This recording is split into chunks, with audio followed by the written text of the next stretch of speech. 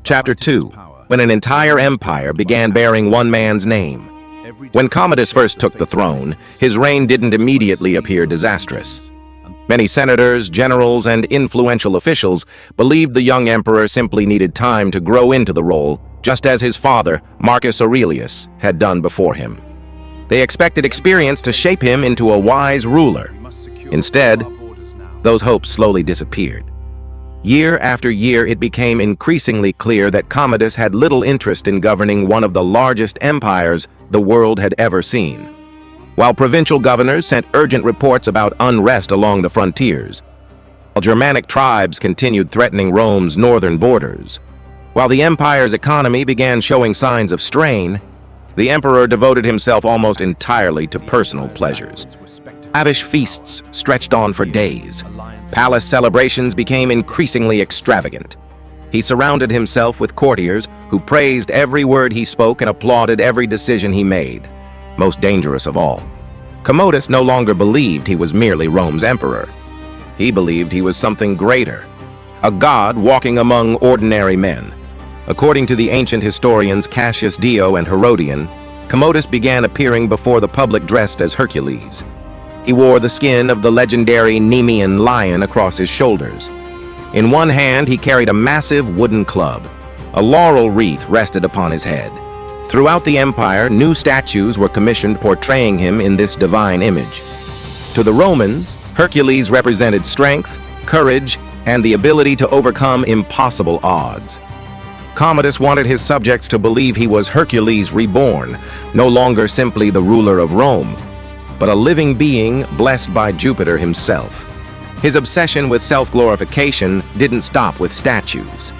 Soon, it spread into nearly every corner of Roman life. Commodus ordered several months of the Roman calendar to be renamed after the titles he had given himself. Names such as Commodus, Invictus, Felix, Pius, and Amazonius began appearing in official government documents. To ordinary citizens, changing the names of the months may have seemed like little more than another bureaucratic decree. But to senators and Rome's political elite, the message was unmistakable. The emperor no longer wished to be remembered as merely another ruler. He wanted time itself to bear his name. The changes didn't stop there. Military units were renamed in his honor. Government institutions adopted new titles celebrating Commodus. Religious festivals were dedicated to him. Even public buildings across the empire received new names. It seemed as though everything in Rome now existed for one purpose: to glorify the emperor. Then, around AD 190, Commodus made perhaps his most astonishing decision. According to several ancient sources, he officially renamed the city of Rome itself. Its new name became Colonia Commodiana, literally, the colony of Commodus. This was no ordinary city. Rome had stood for centuries. It had once been the heart of the Roman Republic. It was now the political, military, and cultural center of the most powerful empire on earth.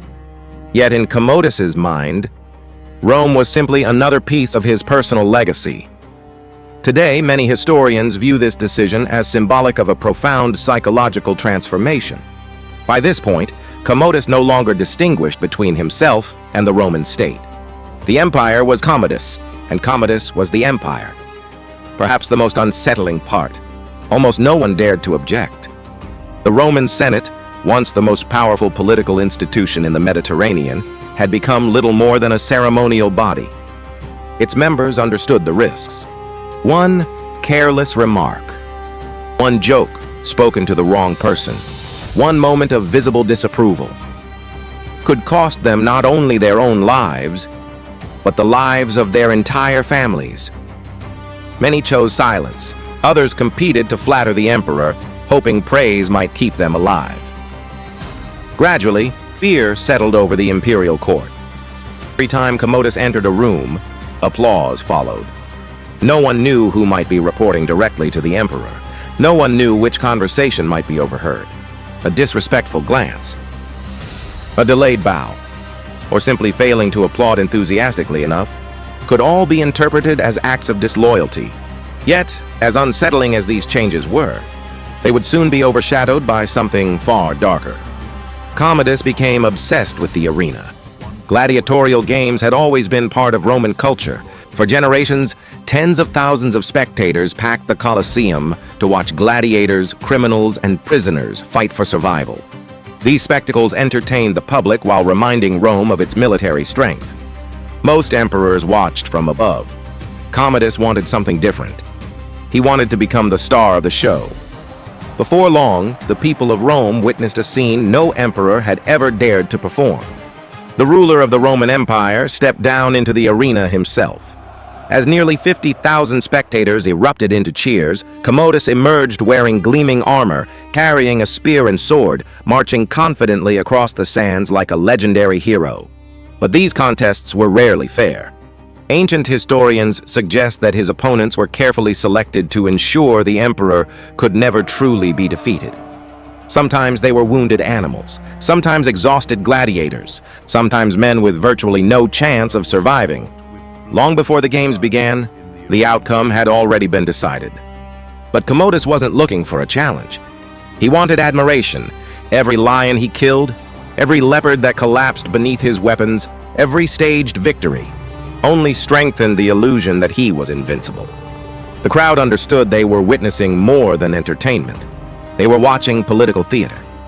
Commodus wanted every citizen of Rome to believe there was no stronger man, no braver warrior, no ruler more worthy of absolute power.